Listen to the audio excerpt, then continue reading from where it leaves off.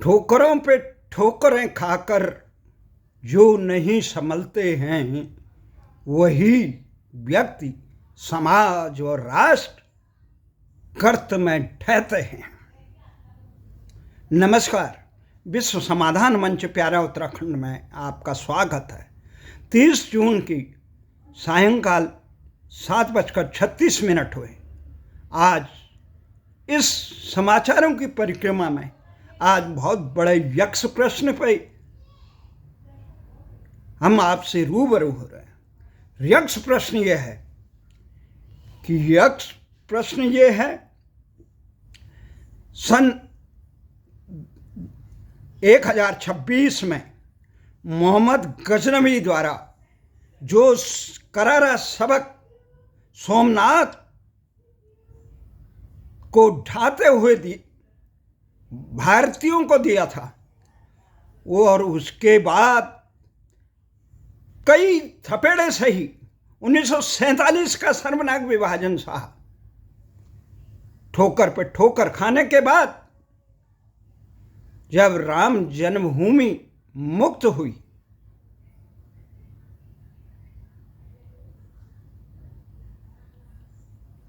मुक्त होने के बाद भी भारतीय वो सबक क्यों नहीं सीख पाए, वो समर्पण क्यों नहीं दिखा पाए जो मोहम्मद गजनवी ने कि कहा जाता है कि सोमनाथ मंदिर में 1026 में जब हमले के दौरान मोहम्मद गजनवी ने शिवलिंग तोड़ना चाहा, तो वहाँ के पुजारियों और कुछ लोगों ने बहुत धन दौलत देने का लालच दिया कि मूर्ति न तोड़े। तो गजनवी ने कहा था, मैं बूत परस्त नहीं, बूत सिकन कहलाना चाहता हूँ। मैं मूर्ति बेचने वाला नहीं, मूर्ति तोड़ने वाला कहलाता हूँ। ये एक झापड़ है, और उस झापड़ की गूंज आज मेरे कानों में तब पहुँच रही है जब मैं अयोध्या में राम मंदिर में सनातन धर्म के ध्वज कुछ वाहकों द्वारा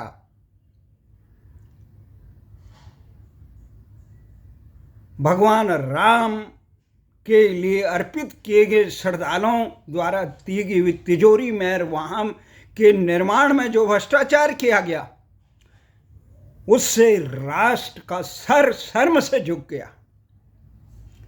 आखिर हम ये सबक क्यों नहीं सीख पाए? बहुत सिकन वाली बात है। इतिहास की किताबों में, लोक कथाओं में मिलता है ये कथन, पर सोमनाथ के समय या उसके बाद जो विदेशी आक्रांताओं ने भारत के मंदिर, भारत की संस्कृतियां, भारत के सभ्यता को मिटाने के लिए प्रहार किए, उस के बाद भी हम सनातन धर्मी अपने देश और राष्ट्र के प्रति वो समर्पित भाव से क्यों नहीं हो पाए जो आज इजराइल हो रखा है। भले ही इजराइल कुछ पक्षों में, लेबनान इत्यादि में अनावश्यक लोगों की मौत पर हम सहमत नहीं हैं, परंतु अपने राष्ट्र के प्रति समर्पित सुरक्षा के लिए जो प्रकार से समर्पण इस्राइल ने कर रखा है, रूस ने कर रखा है, चीन ने कर रखा है, अमेरिका कर रहा है, वो भारत में क्यों नहीं है? राष्ट्र प्रथम, यहाँ चंदा प्रमुख, दल प्रमुख हैं, व्यक्ति प्रमुख हैं, मैं प्रमुख हूँ। अपना हितों के, अपने स्वार्थों के, अपनी सनक के, अपनी महत्वाकांक्षाओं के लिए राष्ट्र के हितों को, संस्कृति को, मूल्यों को रौंदने का जो कृत्य हो रहा है, उसके कारण आज भारत व्यथित है। सवाल यह नहीं है किसने चोरी की, किसने डाका किया। सवाल यह है कि राष्ट्र की अस्मिता के प्रतीक बाबर के आक्रांता बाबर द्वारा ढाए गए, उसके सेना द्वारा ढाए गए राम मंदिर का जब पुनर्निर्माण हुआ तो उसके बाद वहाँ पर बने हुए मंदिर की व्यवस्थाएं करने में हम असफल क्यों रही? ये केवल सामान्य भ्रष्टाचार नहीं है, ये हमारी नैतिकता, हमारे मूल्यों के प्रति समर्पण, राष्ट्र और सनातन धर्म के प्रति समर्पण को बेनकाब करता है। इसलिए आज हम इस बात से बेहद व्यथित हैं कि किस प्रकार से राष्ट्र आगे बढ़ेगा। राष्ट्र के कर्णधार जिनके पास भी सत्ता आती है, जो जिस प्रांत में होता है, वो व्यक्ति अपने हितों के लिए, अपनी सनक के लिए, अपने स्वार्थों और दुराग्रह के लिए राष्ट्र के हित को तिलांजलि देकर भारतीय मूल्यों को जमींदोज करने का काम क्यों करता है?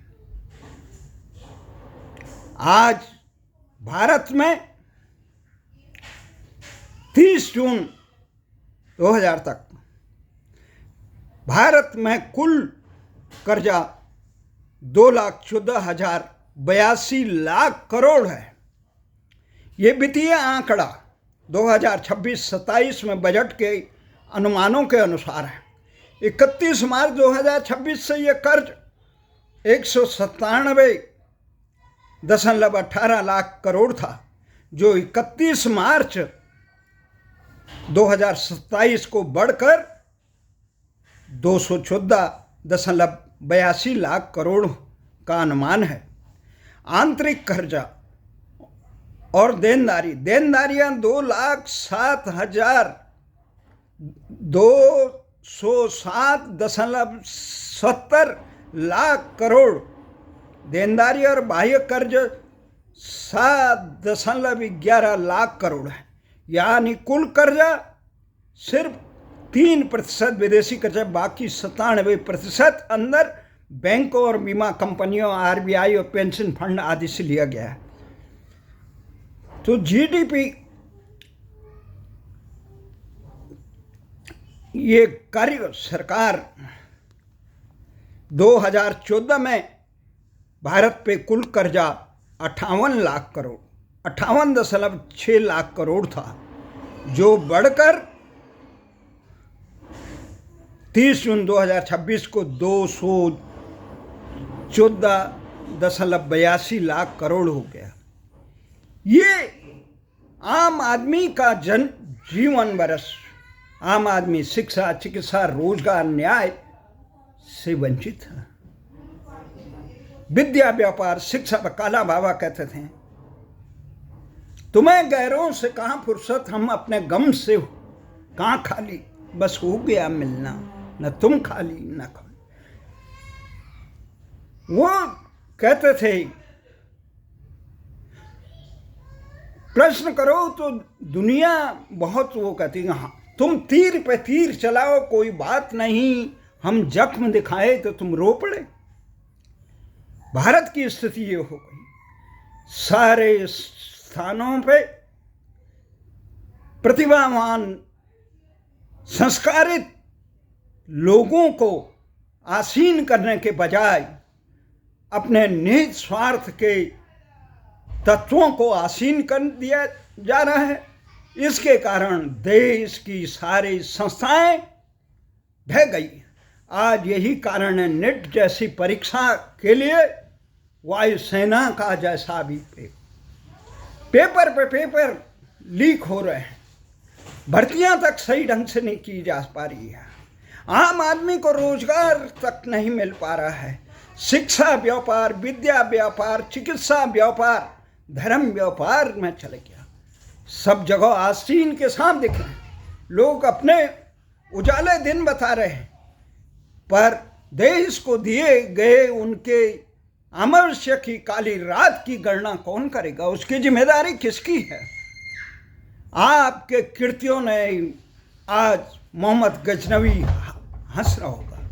इन तमाम बातों से हमें ये इस बात का होता है कि राष्ट्र आगे बढ़ेगा जब राष्ट्र के लिए समर्पित इस यक्ष प्रश्न को हमें समझना होगा और इसका पुनर्विचार करके राष्ट्र हित के समर्पण मूल्यों की शिक्षा देनी होगी।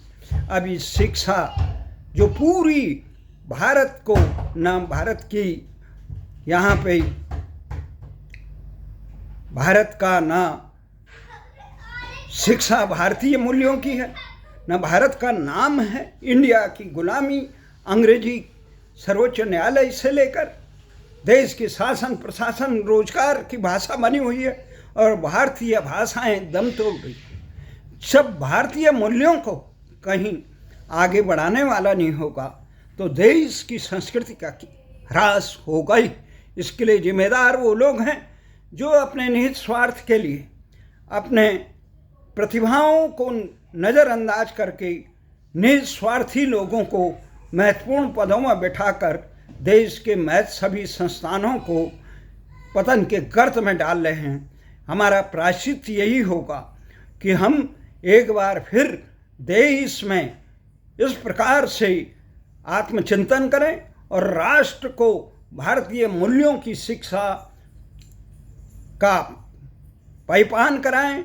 ये मकाले द्वारा विस्फान कराया गया शिक्षा व्यवस्था भारत में मकाले के रक्त बीज से भारतीय संस्कृति उसका शासन का ढांचा बिल्कुल चरमा गया है और भारतीय मूल्य तभी आगे होंगे, तभी गजनवी की हुंकार को मुंहतोड़ जवाब दिया जाएगा और भारत जो अंतर्राष्ट्रीय ताकतों का एक चक्रव्यूह भारत के खिलाफ चल रहा है उसको तहस नहस सभी किया जाएगा जब राष्ट्र के प्रति समर्पित लोग आगे रहेंगे और अपने निहित स्वार्थ के लिए अपने दलीय स्वार्थ को तिलांजलि देते हुए मूल्यों के लिए, सत्य के लिए, न्याय के पक्ष में, जनहित में, राष्ट्रीय हित में, मानव हित के लिए आगे बढ़कर काम करेंगे। जय हिंद जय भारत।